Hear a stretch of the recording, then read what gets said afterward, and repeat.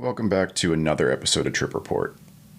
For today's episode, while I'm still waiting to track down some more guests, I figured I'd go ahead and share my most recent ayahuasca experience that took place just a few weeks ago. A couple of the ayahuasca facilitators that I sit with, they hold their own psilocybin ceremonies as well. Although I haven't had the chance to participate in one yet myself, I follow them on social media and I'll occasionally see the group photos that they post following the gatherings. A few months ago, I saw that AJ flew out to join them. He's that guest facilitator I had mentioned on previous podcasts that absolutely stole the show on that Joshua Tree ceremony that I sat at previously. I commented on their photo that I had serious FOMO that I missed that gathering with him being in town. I saw the little notification that Malia had liked my comment, but that was that. Last month, she reached out and said, I just wanted to give you a heads up, AJ is most likely coming out for ayahuasca at the end of March. I thanked her for that heads up and I shot him a message to verify. He said that he was in, so I went ahead and reserved my spot, and honestly, I couldn't wait. I'm parting ways with Southern California soon, and I was really hoping to sit with the whole crew one more time before leaving, but I wasn't sure if the time or the funds would permit. Considering how this all played out, I knew it was the right time to get up there and go again. I heard from Tiger Mama, the mastermind who runs the show, and unfortunately, the terrible snow that we've seen in the mountains out here caused severe damage to their beautiful retreat center that was up in Palomar Mountain. So instead, the ceremony would be held at an Airbnb near Joshua Tree. A few weeks later, the location was put out, and to my surprise, it was that same gorgeous house that we had sat at previously. I mentioned in that podcast I did about that previous Joshua Tree experience that weekend was the one where I seemed to learn the least, and I felt as if I was just there to hold space for those who had joined me rather than to dive in deep myself. I guess this was redemption time. The drive on Friday felt like it took forever. There were several pockets of standstill traffic, which probably tacked on an extra half hour or so to the drive. That being said, it was absolutely gorgeous. We've had the record-setting rains in Southern California this year, which, although annoying, have made this place greener than I've seen it in the past 19 years. All of the mountains in the distance, which are typically a dull brown, were the brightest green, and there were wildflowers everywhere. And then the mountains beyond those were still bright white snow-capped, so just unbelievable views. And then just, vivid blue skies to match with puffy white clouds everywhere, which I felt was definitely a good omen for the weekend ahead. I arrived about 30 minutes before check-in time, and most of the others were already there. As usual, a heartfelt greeting and the biggest hug from Tiger Mama and the rest of the gang. I've heard the term medicine family used on occasion, and I think it's very fitting because these people at this point truly feel like family. I met some of the other participants, nobody who I'd sat with previously, but all amazing people from all walks of life. I could tell we were going to have a solid experience this weekend. There were approximately 18 people total, which is a big crew, arguably too big for the room that we were sitting in, but they always make it work. We sat at 5:45 to take the pre-dose. It was a very small amount, maybe a quarter ounce. This was the first time they offered chasers with the ayahuasca.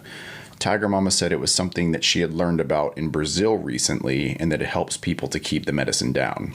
There were small chunks of apple or candied ginger to choose from.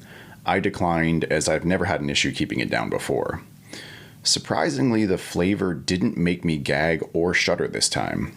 It was a new batch, but the flavor was definitely the same. We went through the ground rules for the 6 newbies and drank the actual aya around 6:30. She gave me about a half a cup, which was the standard dose for everyone else. Again, declining a chaser, there was no shudder or gag from the full brew. Then we were on to the 15-minute silent meditation. On this one, honestly, I didn't really set much of an intention. I wrote in my journal what Isaac had said on the ketamine episode previously about the advice he had gotten from his shaman in Peru. He said, "It has a beginning and it has an end. Relax, trust, let go. Take deep breaths. Don't try to rationalize too much. Just be a witness to what you're feeling and experiencing." It's sound advice, so the intention was to just relax, surrender, and learn. As usual, nothing from the first cup. I was bummed, but I'm pretty used to it by now. The others began purging, crying, laughing, etc. pretty quickly. The music began with the basic introductory stuff, so some drums, chimes, hand pans, etc. And honestly, I was kind of bored with it. A few hours had passed, and she finally offered the second cup. I made sure I was first in line. I explained that I wasn't feeling anything yet, and she gave me another half cup. I returned to my mat, and finally the acoustic guitar songs started popping off. Danny and AJ are masters at guitar. It's so impressive how light they can hit the strings and how well they can adjust the volume of the music. It just really takes it to another level. Some mild visuals started coming in, and as I wandered my way through the DMT realm, at some point I thought some of these visuals could definitely be perceived as nefarious or scary to other people, but I thought they're still so colorful and beautiful. I continued to wander through that realm, and I was reminded again, as with most journeys, that this is the realm of the infinite where our souls commune together until it's time to become a life form again. The thought came that when we die, it's such a peaceful and easy transition to the other side. All of the pain that we experience resides within this body, and when we die, it just all goes away as we float off, surrounded by the comforting love to the other side. The soul most certainly goes on, there's no question about that, but we do leave behind what this lifetime was, and that can definitely be a bummer. But that thought process really solidified the concept that life is too short, time flies by so quickly, and it's very important just to truly embrace every moment we get on this earth. I then thought about Morgan's uncle who had recently passed. There didn't seem to be much distress about his passing. He was estranged from his children, it didn't seem to hit his wife very hard, and it didn't seem like they were even planning any sort of funeral or memorial for his passing. I thought it was pretty sad at first, but then I remembered back to several of the thinking I had died difficult trip scenarios, and I remembered I was more worried about my loved ones having to mourn my loss than I was about the actual transition myself. So I had to think, maybe he went in the perfect way. That thought process began to fade as I moved into the next one. As I sat there with my arms resting on my knees, I saw my fists, my elbows, my knees, and the realization came over to me about the huge transition that has occurred over the past few decades. In my late teens, early 20s, as a Marine, I trained this vessel, these fists, elbows, and knees to be a weapon with the intention of harming others. Something that I never identified with, but the program was installed on the hard drive nonetheless.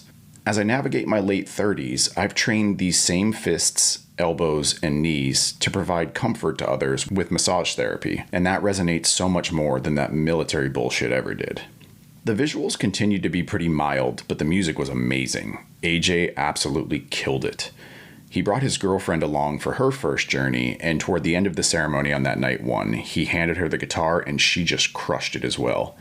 No one would have ever guessed that she hadn't been doing it for years. Both of the songs that she played were ones that she had written for friends for their weddings, so they were just super fitting to the vibe.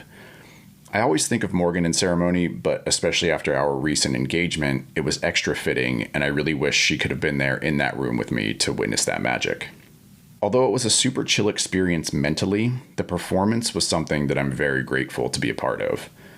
By the time Tiger Mama started telling everyone to sip water and start getting ready to land the ship, I was already stone sober. I processed this batch very quickly.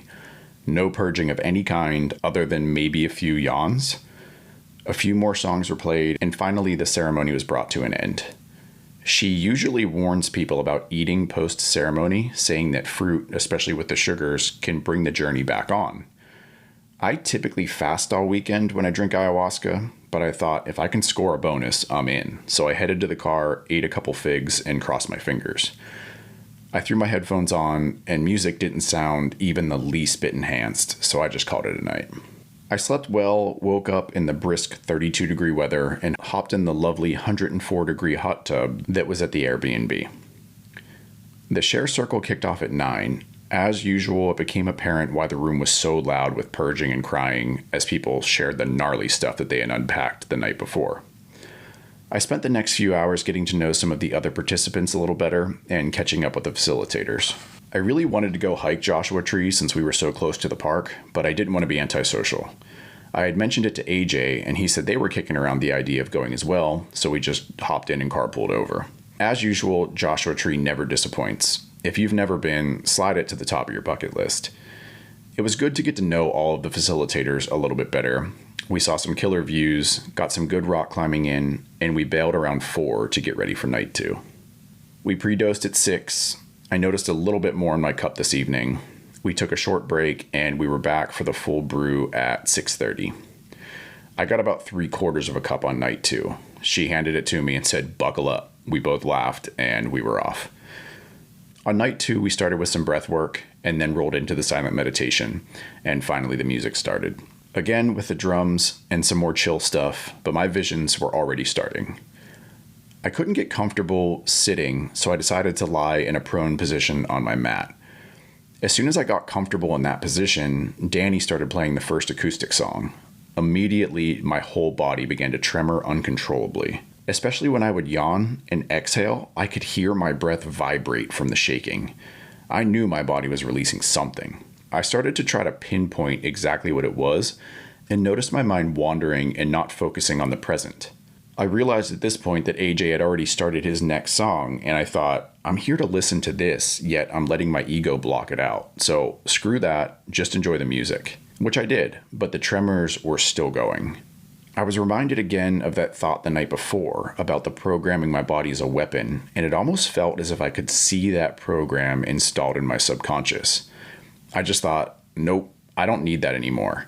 And sure enough, the vision of that program began to fade away.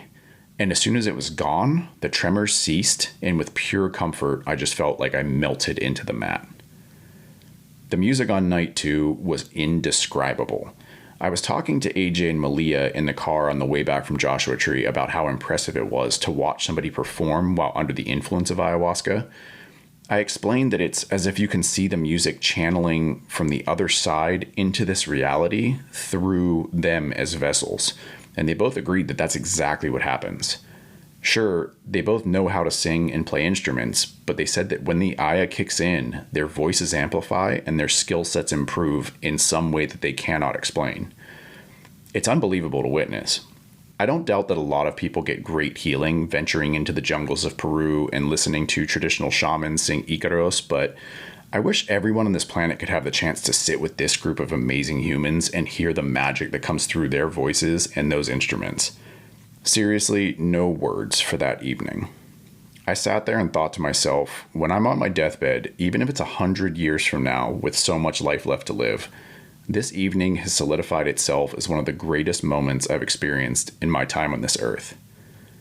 The second cup was offered, and I was in a good space. I didn't necessarily want to go any deeper, but I wanted the moment to last, so I went up for another half a dose, which was perfect. I had a little more tremoring in my legs that dissipated over time, and I had the typical jaw unlatching yawns, so my body was still clearing some stuff, but that additional dose just kept the ball rolling, and I sat there taking in the show.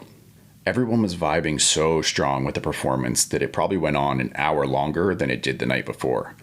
By this time, rather than one guardian at a time playing their own individual song, it was a full-blown jam session with everybody jumping on different instruments and vocals. Next level. I believe she started telling people to sip water around midnight, with the ceremony officially ending around 12:30. There was a short intermission, but it was clear that the jamming was going to continue.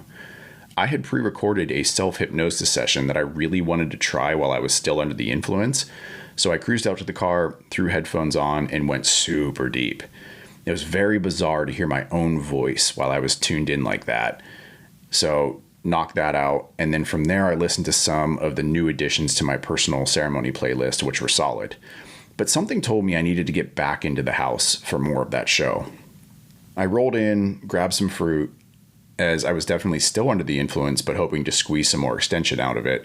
And as I sat back down on the mat, I heard AJ messing with some instrument they hadn't used in the ceremony previously. It sounded a lot like an accordion. It threw me for a loop since it was such a different sound than we'd heard all night. After a few pumps where he was trying to find the beat, AJ dove into what was arguably the best performance of the night. I was so glad something pulled me back into that house to catch that one. A few more songs were played and things started winding down.